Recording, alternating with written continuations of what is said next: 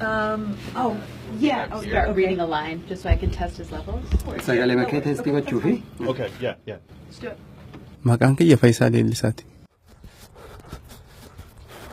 Yeroo darbe Riyootti meedaaliyaa birrii mo'adhe.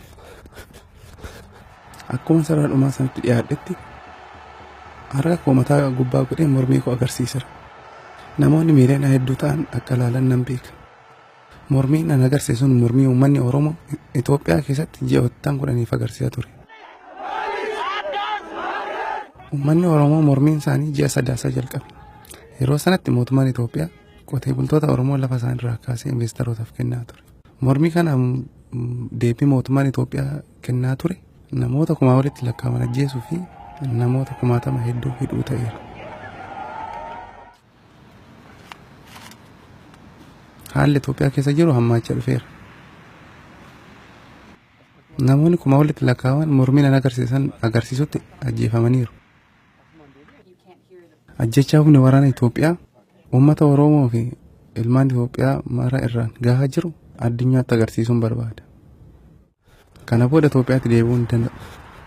Mootummaan yoon deebi'e akka rakkoon tokko narra hin geenye dubbateera. Garuu yoon deebi'e na ajjeesuu danda'a, na hidhuu danda'an. Kana booda immoo akka biyya alaa kamuu hin deemne na godhuu danda'an. Amma Waashingtan hin jira. Mootummaan Ameerikaa viizaa yeroodhaaf as na tursiisuu danda'u naa kenneera. Garuu haadha warraa koo ijoollee koo haadha koorraa addaan bahin jira.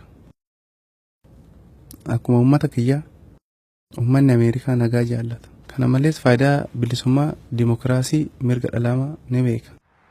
Waan ani uummata Ameerikaa gaafadhu hariiroo mootummaan Ameerikaa mootummaa Itoophiyaa wajjin qabu wantoota kanarratti kan hundaa'e akka ta'u. Ameerikaan uummata Itoophiyaa rakkachaa jiru gargaaruu qabdi. Uummanni Itoophiyaa bilisummaa walqixxummaa fi nagaa barbaada. Ana atileetidha nama siyaasaa miti.